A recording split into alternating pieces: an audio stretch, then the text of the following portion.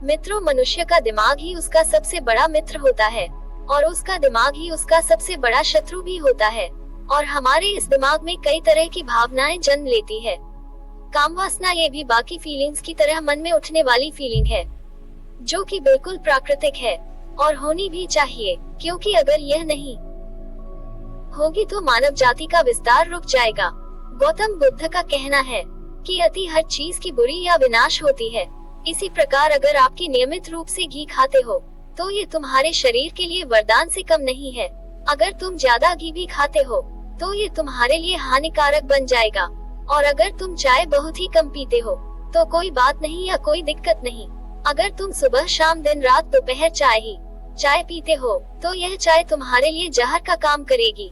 इस प्रकार अगर तुम गंदे विचार करना या सेक्सुअल एक्टिविटी करना एक लेवल के लिए ठीक है, लेकिन एक लेवल के बाद ये चीज आपको जितना बर्बाद करती है उतना और कोई नहीं करती। मॉडर्न दुनिया में इतना सेक्सुअल कंटेंट देखने के बाद में, सोशल मीडिया पर हॉट लड़कियों को देखने के बाद में सेक्सुअल विचार बहुत ज्यादा बढ़ जाते हैं और कई बार यह विचार इंसान को चैन से बैठने नहीं देते। व्यक्ति न चाहते हुए भी अपने आप को बार बार हस्तमैथुन करने से रोक नहीं पाता है। और चलो वहाँ तक भी ठीक है, लेकिन यही काम वासना मानव जाति के लिए एक श्राप बन जाती है। जब हमारे सामने ऐसे रेप के केस सामने आते हैं, जब इंसान काम वासना में फंस कर के इतना पागल हो जाता है कि उसे सही गलत की बुद्धि ही नहीं रहती और वो विनाश की ओर बढ़ता ही जाता है। एक इंसान न चाहते हुए भी घंटों तक फोन देख रहा है, हर लड़की पर वह गलत नजर डाल रहा है, हर जगह उसके माइंड में सिर्फ इसी तरह के गंदे विचार चलते रहते हैं और उसे बार बार परेशान करते हैं। चलो हम इन गंदे विचारों को एक महान बुद्ध कहानी के जरिए रोकने का प्रयास करते हैं। एक बार एक व्यक्ति एक बौद्ध भिक्षु से पूछता है, गुरुदेव, मेरे जीवन से काम वासना और क्रोध जाता क्यों नहीं है? मेरे अंदर से काम वासना खत्म क्यों नहीं होती? मैंने बुद्ध के द्वारा बताए गए सभी उपदेशों का पालन किया है, लेकिन फिर भी मेरे जीवन में बहुत ज्यादा उथल पुथल है, बहुत ज्यादा क्रोध और काम वासना है। ऐसा क्यों महात्मा? वे बौद्ध भिक्षु उस व्यक्ति से पूछते हैं, तुम बुद्ध द्वारा किन सूत्रों का पालन करते हो? वह व्यक्ति उस महात्मा से कहता है, बुद्ध ने कहा है कि काम वासना का होना भी जरूरी है, लेकिन हमें काम वासना में ही डूबे नहीं रहना चाहिए। वे बौद्ध भिक्षु उस व्यक्ति से पूछते हैं, बताओ तुम इस सूत्र से अपने जीवन में किस तरह से अनुसरण करते हो? वह व्यक्ति उन महात्मा से कहता है, महात्मा, मैं स्त्रियों की तरफ आंख उठाकर भी नहीं देखता और न ही मैं उनके बारे में गंदा सोचता हूँ। वह बौद्ध भिक्षु उस व्यक्ति से पूछते हैं, और कौन से सूत्र हैं जिनका तुम अपने जीवन में पालन करते हो? वह व्यक्ति फिर से कहता है, महात्मा, बुद्ध ने कहा है कि काम वासना और क्रोध अग्नि के समान है। जो इंसान काम वासना और क्रोध को अपने मन या दिमाग में रखेगा उसे ही यह जलाता रहता है। वह बौद्ध भिक्षु उस व्यक्ति से पूछते हैं, तो बताओ तुम इस सूत्र का क्या अर्थ समझते हो और इस सूत्र को अपने जीवन में कैसे उतारते हो? वह व्यक्ति उन महात्मा से कहता है, मैं हमेशा शांत रहने का प्रयास करता हूँ और यदि मुझे मेरे मन में गंदे विचार या कामवासना तथा क्रोध भी आता है तो मैं उसे रोक लेता हूँ, दबा लेता हूँ। लेकिन सच कहूँ तो मेरी लाख कोशिशों के बाद भी कभी कभी यह गंदे विचार या कामवासना मेरे दिमाग में या मन में आ ही जाते हैं और इन विचारों आने के बाद मेरा क्रोध फूट पड़ता है। और आपसे क्या छुपाना महात्मा, मैं कभी कभी तो बहुत ज्यादा काम वासना आने पर वैश्यालय यानी कि वेश्याओं के पास भी चला जाता हूँ, लेकिन ऐसा करने के बाद मुझे खुद पर ही बहुत घिन और बहुत ज्यादा खुद से घृणा होने लगती है। वह बौद्ध भिक्षु उस व्यक्ति से पूछते हैं, तुम्हारी उम्र क्या है? वह व्यक्ति कहता है, मेरी उम्र 25 वर्ष है। वे बौद्ध भिक्षु उस व्यक्ति से पूछते हैं, क्या तुम्हारा विवाह हो चुका है? वह व्यक्ति कहता है, नहीं महात्मा, मैं अभी कुछ भी कमाता नहीं हूँ, इसीलिए मुझसे विवाह कोई नहीं करना चाहता। बौद्ध भिक्षु उस व्यक्ति से कहते हैं, समस्या यह नहीं है कि तुम काम वासना से ग्रस्त हो या क्रोध से पीड़ित हो। समस्या तो यह है कि तुमने बुद्ध के द्वारा कही गई बातों का बिल्कुल गलत अर्थ निकाल लिया है। तुम उस बात से चूक गए हो जो बुद्ध कहना चाहते हैं। जो तुमने बुद्ध से ज्ञान ग्रहण किया है वह ज्ञान अधूरा है और वही तुम्हारे जीवन में जहर का काम कर रहा है। इस उम्र में स्त्रियों के प्रति आकर्षण होना बिल्कुल स्वाभाविक है। इसमें न तो कुछ अच्छा है और न ही बुरा। काम वासना का उठना पूरी तरह से प्राकृतिक है। इसका उठना इस पृथ्वी पर जीवन के लिए बिल्कुल आवश्यक है। बुद्ध ने कभी भी काम वासना को बुरा नहीं बताया और न ही कभी उन्होंने इसे दबाने पर जोर दिया। वे तो लोग ही हैं जो बुद्ध जैसे ऊंचे लोगों को सुनकर उनकी बातों का कुछ भी अर्थ निकाल लेते हैं और लोगों के बीच भ्रम फैला देते हैं, और इन भ्रम के कारण ही लोग काम वासना जैसी शक्तिशाली ऊर्जा को दबाने की कोशिश करते हैं और इसे दबाने के कारण ही गंदे विचार आते हैं और यह ऊर्जा क्रोध बनकर बाहर आती है। वह व्यक्ति उन महात्मा से पूछता है, वह व्यक्ति उन भिक्षु से कहता है, तो क्या इसका अर्थ यह है कि महात्मा हमें काम वासना का आनंद लेना चाहिए? वे बौद्ध भिक्षु मुस्कुराते हैं और कहते हैं, इस दुनिया में हर व्यक्ति वो सब करने के लिए बिल्कुल स्वतंत्र है जो वह करना चाहता है, जिसकी उसे इच्छा है, जिसमें उसे आनंद मिलता है। काम वासना में डूबे रहना भी आनंद और मजे की ही अनुभूति कराता है, परंतु वह आनंद बिल्कुल थोड़ी देर के लिए ही है। अब इसमें कम कह रहे हैं तो ये मत समझना कि इसे सुनकर आप उदास हो जाओ कि हाँ कम तो है और पता नहीं फिर भी एक गंदी क्रिया मैं क्यों कर लेता हूँ।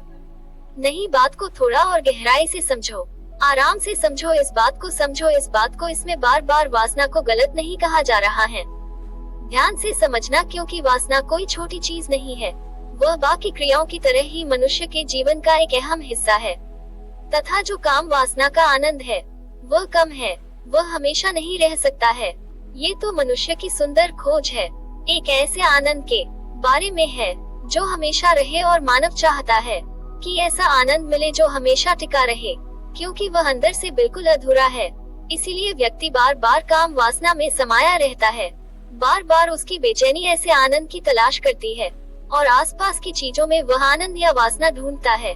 इसीलिए वह बार बार काम वासना में लीन होता है और जो विलीन होता है वह इसलिए ये सोचकर लीन होता है कि इस बार वह पूर्ण तरीके से संतुष्ट हो जाएगा अंदर से, लेकिन ऐसा नहीं होता। अंत में वह अपने आप को बिल्कुल खाली ही पाता है, जिसके कारण उसके जीवन में दुख पैदा होता है। व्यक्ति को केवल काम वासना में ही डूबा नहीं रहना चाहिए, एकदम ध्यान से सुनना, व्यक्ति को काम वासना में ही डूबे नहीं रहना चाहिए। अब यहाँ दो बातें कही गई है, एक सिर्फ काम वासना में नहीं रहना चाहिए और यह बिल्कुल नहीं कहा गया कि काम वासना में बिल्कुल नहीं रहना चाहिए। आप ध्यान से समझना इस बात को और आप अपने अंदर भ्रम पैदा मत कर लेना, और अगर गलत समझ गए तो जीवन में दुख के सिवा कुछ मिलेगा नहीं। यहाँ से आगे बढ़ते हैं इस सूत्र के द्वारा। बुद्ध हमें काम वासना का स्वभाव बताना चाहते हैं। बुद्ध हमें काम वासना की वास्तविकता दिखाना चाहते हैं। ज्यादातर लोग केवल अति में सोचते हैं, वे यह मानते हैं कि या तो कोई चीज बुरी है या बहुत अच्छी है। हमें या तो कोई चीज बहुत बुरी लगती है और या कोई चीज बहुत अच्छी लगती है, लेकिन बुद्ध अच्छे और बुरे से ऊपर उठकर वास्तविकता को देखते हैं और उसी वास्तविकता को बुद्ध हमें भी दिखाना चाहते हैं। वह व्यक्ति उन बौद्ध भिक्षु से पूछता है, तो अब मुझे आखिर क्या करना चाहिए? महात्मा की कैसे मैं एक अच्छा जीवन जी सकता हूँ? वे बौद्ध भिक्षु उस व्यक्ति से कहते हैं, यदि सांसारिक जीवन जीना चाहते हो तो विवाह कर लेना और हमेशा अपने परिवार के साथ ईमानदार रहो। बुद्ध ने और हर ऊंची चेतनाओं ने संसारियों को अलग सूत्र दिया है और भिक्षुओं को अलग। अगर भिक्षु बनना चाहते हो तो भिक्षु बन जाओ, लेकिन जो भी मार्ग चुनो उस पर पूरी ईमानदारी से चलो। और ईमानदारी का मतलब यह नहीं कि तुम किसी दूसरे की नजरों में अच्छा बनना है, क्योंकि आज तुम अगर ब्रह्मचारी का नाम भी जप रहे हो उसमें भी तुम कहीं ना कहीं दूसरों को अच्छा दिखाने की वजह से ही इस लिस्ट में अपना नाम दर्ज करवा रहे हो। अगर आप जड़ में जाकर देखोगे तो ये पहचान पाओगे कि तुम जो यहाँ आए हो उसका भी कारण यही है कि दूसरों की नजरों में तुम बेहतर हो पाओ, दूसरों को आकर्षित कर सको। तो आप समझ रहे हो, ईमानदारी का संबंध दूसरों की नजरों में अच्छा बनना बिल्कुल भी नहीं है, बल्कि अपनी नजरों में हमेशा अच्छा रहने से है। और तुम लोगों को तुम मूर्ख बना लोगे कि तुम एक ब्रह्मचारी या एक ईमानदार व्यक्ति हो, लेकिन खुद की अंतरात्मा को बेवकूफ कभी नहीं बना पाओगे। और यह बात तुम्हारे मरने के बाद ही खत्म होगी कि मैं एक ब्रह्मचारी या ईमानदार व्यक्ति नहीं था। जो तुम्हारी अभी की वास्तविकता है उस पर पर्दा बिल्कुल मत डालो। अगर तुम गंदे विचार करते हो, क्रोधी हो, क्रोध करते हो, बहुत गुस्सा आता है, बहुत ही ज्यादा काम वासना उठती है, तो तुम्हें शांत होने का या निर्मल होने का दिखावा मत करो। बल्कि अपनी काम वासना को बिल्कुल पूरी तरह से स्वीकार करना है। तुम्हारे सिर्फ स्वीकारने मात्र से ही तुम्हारा क्रोध और काम वासना विलीन होना शुरू हो जाएगा। एकदम से नहीं होगा, पर होना शुरू हो जाएगा और तुम्हारी यात्रा शुरू हो जाएगी। स्वीकारना ही जागरूकता और नकारने में ही आलस्य, बेहोशी और कमजोरी हो गया। और जागरूकता में ही तुम वास्तविकता को देख सकते हो। और अगर एक बार तुमने वास्तविकता को देख लिया तो फिर कुछ करने की जरूरत नहीं है, क्योंकि आग जलाती है। इस वास्तविकता को एक बार किसी ने देख लिया तो वह दोबारा आग में हाथ नहीं डालेगा। इसी प्रकार तुम जिस भी चीज की वास्तविकता को पूरी ईमानदारी से ध्यान से सुनना। तुम जिस भी चीज की वास्तविकता को पूरी ईमानदारी से, ईमानदारी के बारे में मैंने अभी पीछे कहा ना, कि दूसरों की नजरों में दिखावा करने के लिए नहीं, खुद की नजरों में ईमानदार रहने को ही ईमानदारी कहते हैं। तो जिस भी चीज की तुम सही से वास्तविकता देख लेते हो, ईमानदारी से उस दिन से उससे ऊपर उठना शुरू कर देते हो। बिना उठे तुम रुक नहीं सकते, फिर तुम उसमें उतना ही डूबे होंगे जितना उसके लिए आवश्यक है, अगर वास्तविकता को समझे हो। लेकिन अगर आप लोगों के कहने पर ही चलते रहे तो फिर न तो तुमने उसे परखा है, न जांचा है, न ही तुमने उसे अनुभव करके देखा है कि वाकई में जो सब कह रही है क्या वही सत्य है। क्या मुझे ये सब होता भी है या नहीं? आप समझ पा रहे हो ना मैं कहाँ बात बोल रहा हूँ। क्रोध जलाता है, ये बिल्कुल सत्य है, आप जानते हो, और यही क्रोध का स्वभाव है।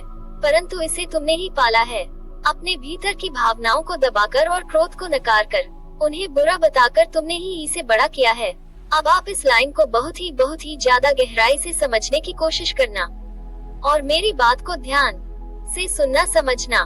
जब तुम कोई गंदी या किसी नग्न वीडियो या पोर्नोग्राफी को देख रहे हो, सोशल मीडिया पर हो या कहीं पर भी, आप अगर पुरुष हो तो स्त्री को देख लेते हो तो तुम उत्तेजित होते हो, लेकिन तुम उस उत्तेजना को समझे बिना ही उसे दबाकर आगे बढ़ जाते हो। आगे बढ़ने की कोशिश करते हो पर बढ़ नहीं पाते, मन वहीं पीछे रह जाता है और बार बार मन करता है कि उस वीडियो को देख लेना चाहिए और मन वहीं अटका रहता है, क्योंकि तुम उस उत्तेजना को धीरे धीरे बढ़ाते जाते हो, उस गंदे विचार को या उस काम वासना को। अगर तुम वहीं ठहर कर समझोगे कि यह है क्या और इस गंदे वीडियो में हो क्या रहा है, मुझ में हो क्या रहा है, ये सभी सारी गहरी बातें तुम समझो और वास्तविकता को देखने की कोशिश करो। वास्तविकता देखने का यह मतलब नहीं कि तुम वहीं रुक जाओ, पर वास्तविकता का सही मतलब है कि उस चीज में हो क्या रहा है और सोचना कि यह मेरे लिए ठीक है।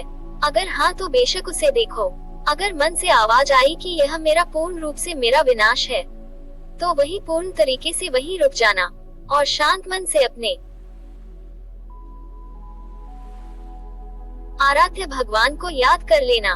तथा तुम्हें ये बात हमेशा याद रखनी है कि यदि क्रोध बेवजह उठता है, यदि काम वासना बेवजह अंदर से उठती है, इसका यही कारण है कि तुम जिस समय पोर्नोग्राफी या गंदे वीडियो में उठे विचारों को दबाया था, वही वासनाओं या तुम्हारे हस्तमैथुन का नतीजा है और यही क्रोध पर भी लागू होता है। अगर तुम दिखावा करो कि मुझे क्रोध नहीं आता, उसे दबाने की कोशिश करो तो वह एक समय के बाद तुमसे नहीं थमाया जाएगा और दूसरे रूप में निकल ही जाएगा। वह व्यक्ति उन्हें बौद्ध भिक्षु से कहता है, आपके शब्दों ने मेरे आने वाले जीवन को बिल्कुल आसान बना दिया। धन्यवाद और आपको कोटि कोटि प्रणाम। मैं सदैव आपका आभारी रहूंगा। वह व्यक्ति उन भिक्षु की बात समझ जाता है। क्या आप इस बात को गहराई से आप समझ पाए हो? तो कृपया चैनल को सब्सक्राइब अवश्य कर लेना और कमेंट बॉक्स में लिखना कि आपने हमारी मदद की। इससे हमारा मनोबल और बढ़ जाएगा और फिर हम ऐसे ही ज्ञान पूर्वक कहानी आपको प्रदान करते रहेंगे। धन्यवाद। बुद्धं शरणं गच्छामि।